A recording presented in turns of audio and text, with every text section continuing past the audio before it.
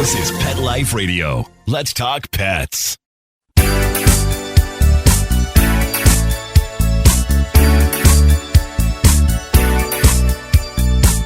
Hello!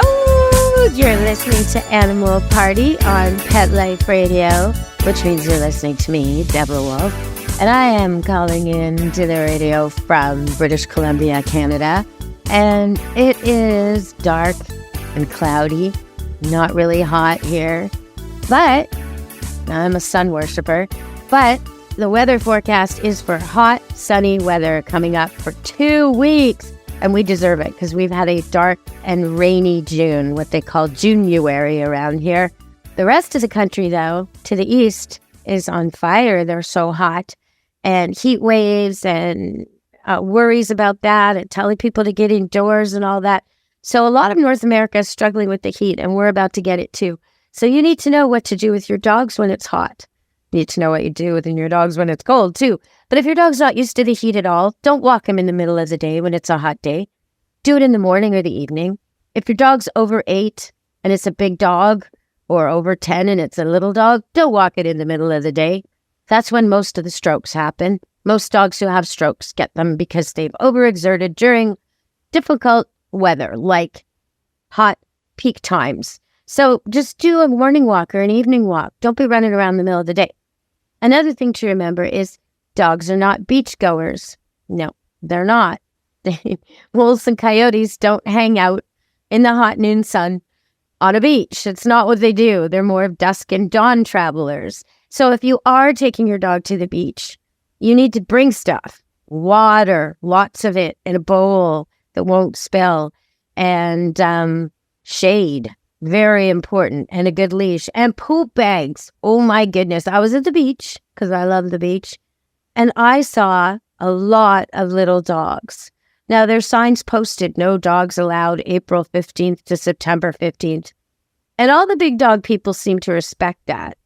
But the little dog people, the people who can kind of carry their dogs down to the beach, the little woo-woo-woo dogs, the dogs that people go, ah, when they see them, those ones seem to come to the beach any old time. And you know what's curious about this is I've yet to see, I was at the beach maybe 6 hours a week ago, saw about 5 little dogs there, did not see a scooper bag anywhere, did not see anyone watching them. These dogs wander around and do what they want, and nobody picks up after them. When you got a big Rottweiler German Shepherd that, does his business on the beach, you pick it up, or people will tell you about it. But these little dogs, you got to police that too, because nobody wants to be out on the beach playing frisbee and step in that. So come on, people, get it together. Otherwise, there's going to be more and more places off limits to dogs. And I think a lot of it is because the little dog people, they kind of break the rules. You got to watch your dog and you got to scoop after them.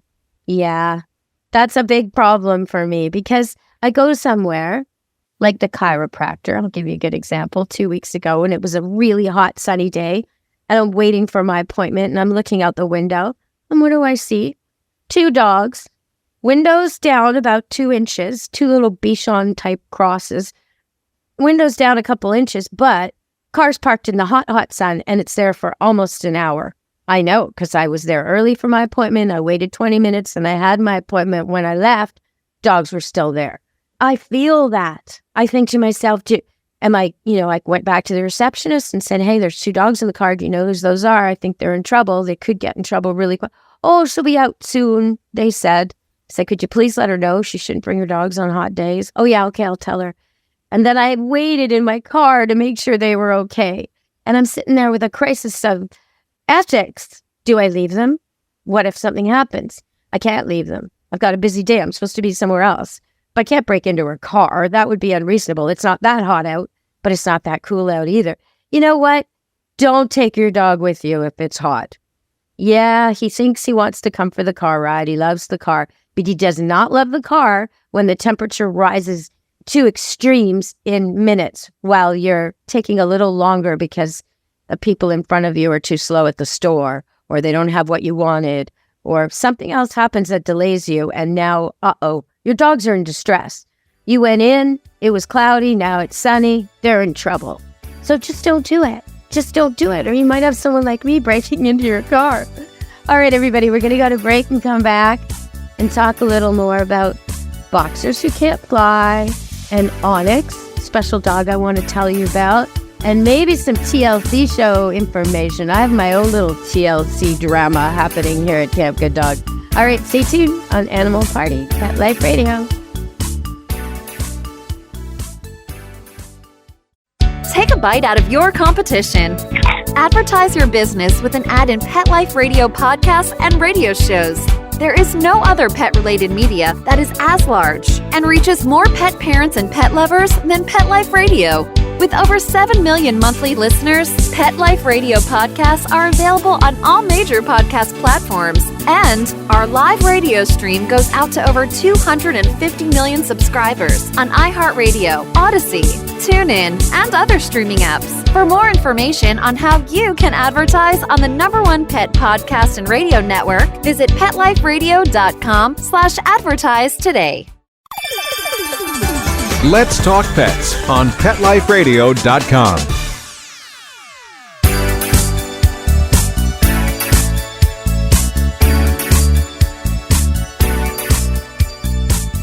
Hello, we're back with Animal Party on Pet Life Radio. And first of all, I'm going to tell you about the boxer that can't fly. Got a boxer staying here at Camp Good Dog because the people thought they'd done everything right. They got their pet health passport, and they got their travel plans, and they booked all their accommodations to allow for dogs and their flights and blah, blah, blah, blah, blah, blah, blah. And then at the last minute, they find out that it's summer and dogs with squished faces are not allowed to fly on almost all airlines to almost all destinations. What? That's what they said. Well, yeah, because it's not like a racial discrimination against dogs who maybe to some people are unattractive. That's not what it is. What it is they have a real problem with breathing. This beauty thing that people bred for and bred to extreme to have the squished face and the short nose and muzzle that you see on boxers and pugs, for example, Frenchies, bulldogs, all these dogs that look like they kind of ran really fast into a wall head first. Those dogs have breathing problems. They may have their whole life with no issue, but usually they snore. Usually you can hear them coming. Usually they wheeze and they sort of, it's like having Darth Vader in your house.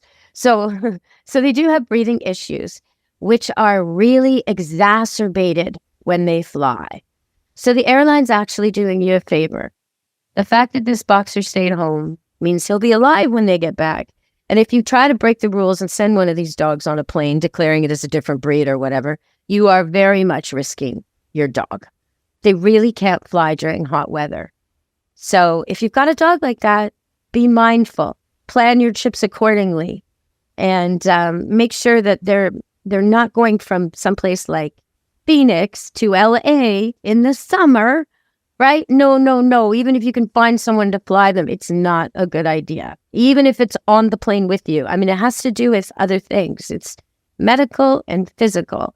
So just be really careful. And if you're a kind of person who flies all the time and you think you'll get a little dog so they can go with you on the plane, pick a dog with a pointy nose, please. You'll have an easier time. Okay, so I want to tell you about Onyx. That's what I'm going to tell you about. He's a dog who came here, and people thought that he was maybe aggressive or maybe afraid.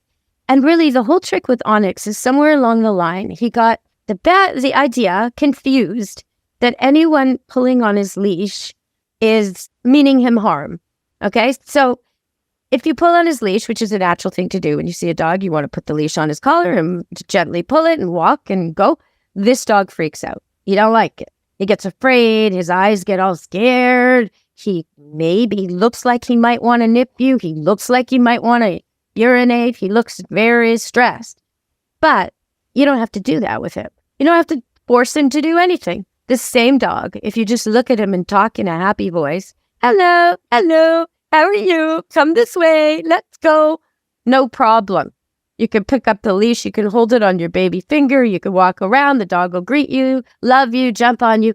Hey, so it's so strange, right? Why would this be? Well, somewhere along the line, something probably happened. It's not so much the confinement, because once he's decided you're okay and you're doing the happy talk, you can hold his leash. You can walk with him, and if the leash tightens, he doesn't care. It's that initial confrontation. When you first go over to him and you pick up the leash, if you pull, it reminds him of something, and it triggers a fear. So there's a lot of dogs out there with fears like that. And the more we walk them on leash, and the more it just so happens that the leash gets tight and then loose and tight and then loose, as we're baby talking, the more this dog will get over it. So it's something you can unlearn, a fear like that. But with most dogs, what happens is that people just steer clear of it. So the dog's afraid of something. Maybe he's standing right behind a car when another car comes screeching to a halt on the street, or a car backfires, or some loud, horrible noise happens, So now he blames cars. So the people decide, okay, well, we won't walk so close to cars. We'll walk a few feet away. And then maybe he's still nervous. So then they decide, you know what? We'll just drive to the park. We won't walk on the street anymore. And then they keep making these kind of adjustments, let's say, until the dog is no longer comfortable at all on the street. Now he panics every time he hears a car. And if he's in the park and some car backfires, he might bolt. The whole thing, the fear gets bigger and bigger. It becomes a fear of all loud noises. Now he's probably afraid of other things that sound like cars, like a car door slamming, like a person yelling, like something falling, like a vacuum. I mean, it'll just get bigger and bigger and bigger. Instead, if they just take him to the park like they always do, and then walk to the edge of the park where the cars are, and at a distance, make sure he's calm and unstressed, maybe give him a cookie, just go as far as he can handle, and walk around a bit, and then go back to the park, and do it again, until he's so comfortable. I would probably do it a little quicker.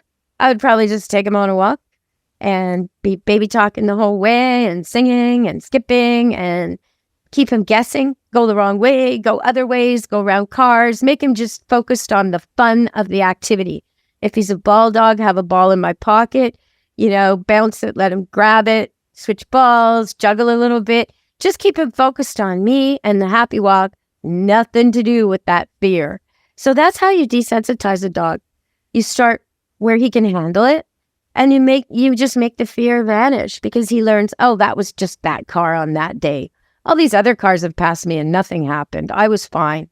I'm with her and she's fine. She looks calm. She's happy. I'm happy. We're good.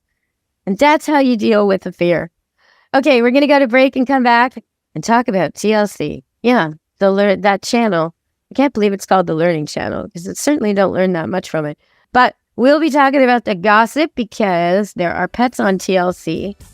And as I said, I have my own unexpected. That's right. Unexpected, just like the show, when these ladies, young girls usually, are pregnant and they don't even know it, and then they have babies. Well, we had something like that at Camp Fit Dog. Stay tuned. I'll tell you all about it on Animal Party Pet Life Radio. Begging to hear more of your favorite show? Full episodes of all our shows are available on demand. Go to PetLifeRadio.com to fetch our entire lineup of Possum Pet podcasts. Also, dig us up in iHeartRadio and iTunes. Let's talk pets. Live and on demand, only from Pet Life Radio. Let's talk pets Let's talk pets on Pet Life Radio. Pet Life Radio. PetLifeRadio.com.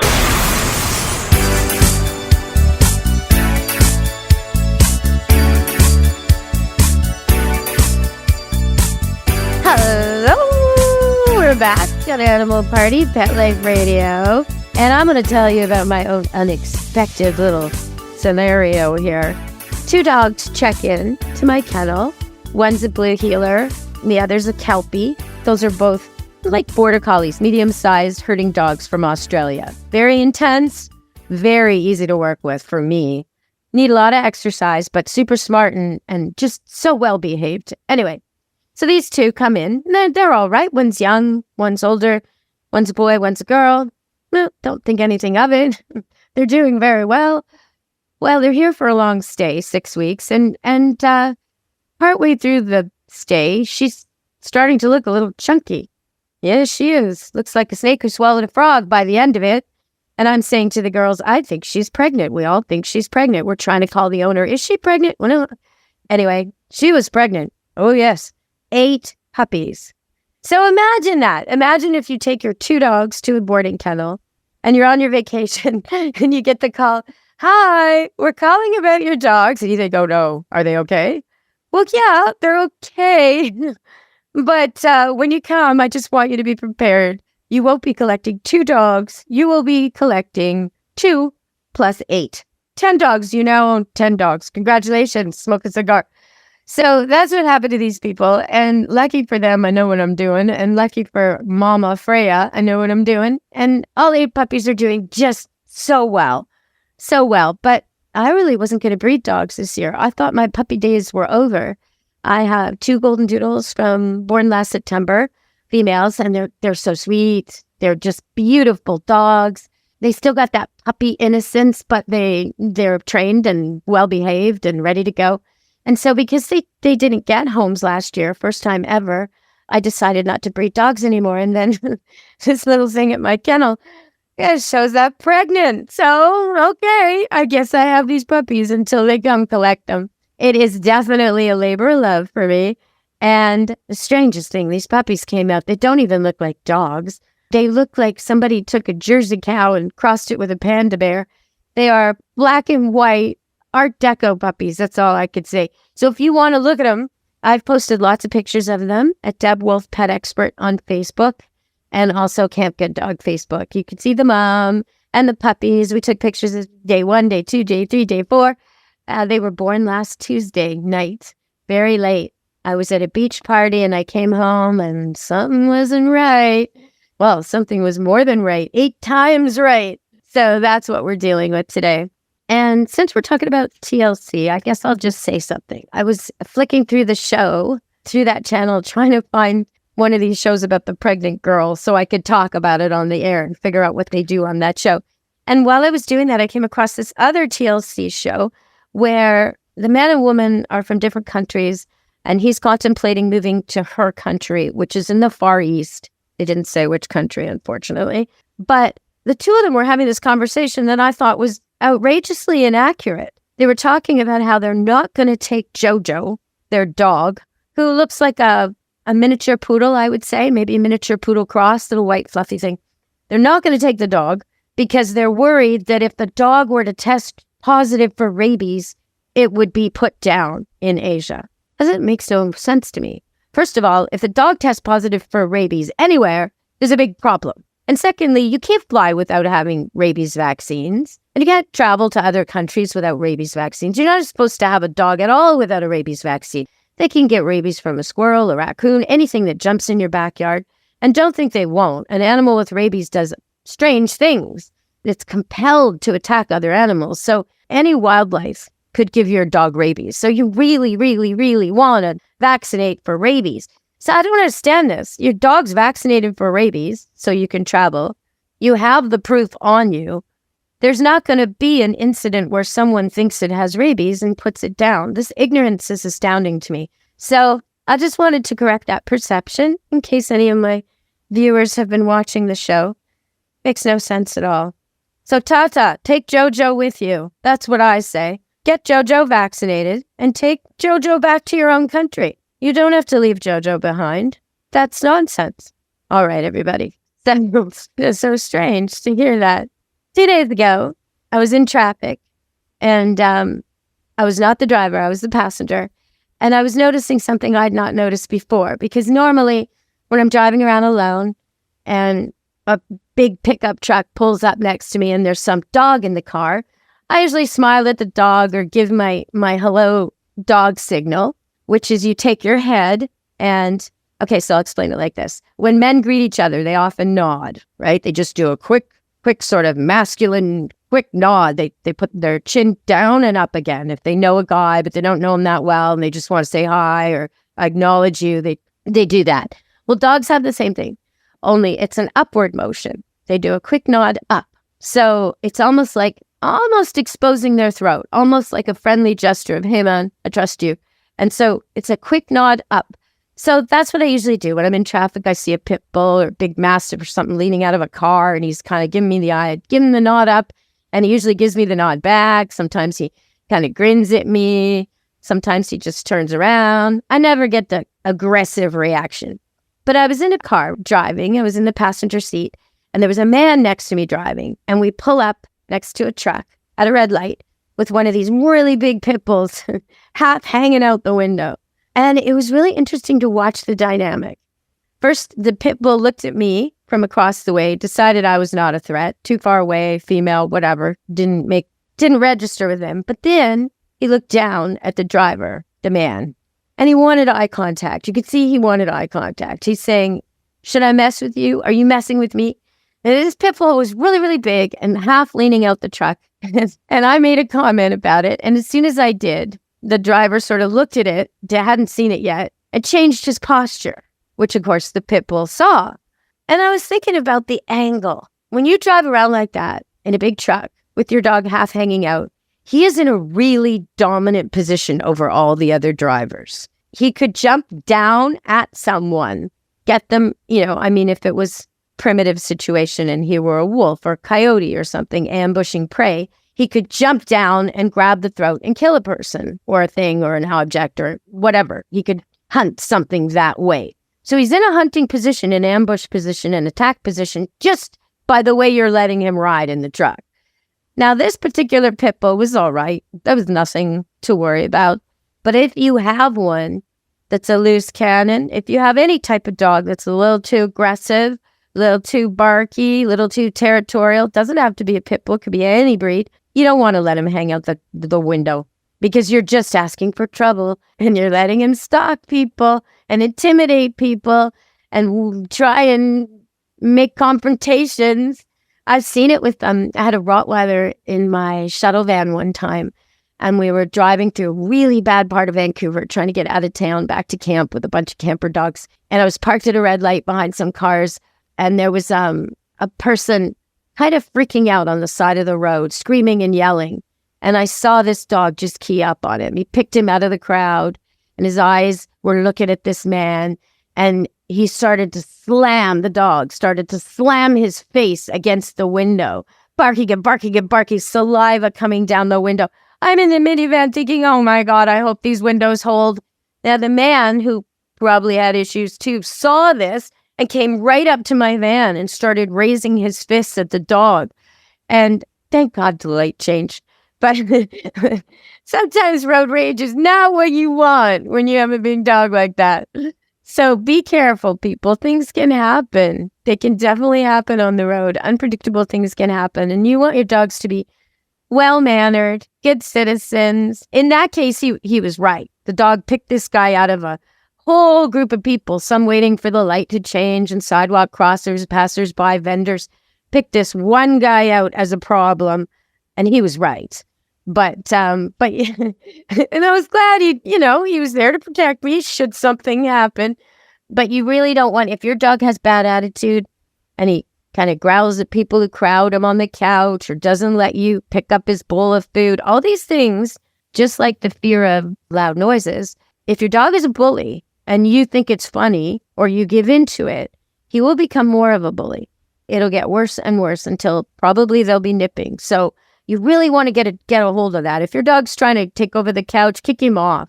If your dog's trying to take over the bed, kick him off. He shouldn't be on there. If your dog doesn't let you pick up the food, you got to work on that. Go see a trainer if you need to. But you want a dog who's not going to snap at a kid who happens to touch his bowl. Now, having said that, if you got kids over and your dogs aren't used to them, or even if they are, pick up all the food first. Make it easy. So there's no toddler reaching into a bowl thinking they're doing the dog a favor, feeding him, and the dog misunderstands that as the kid taking his food.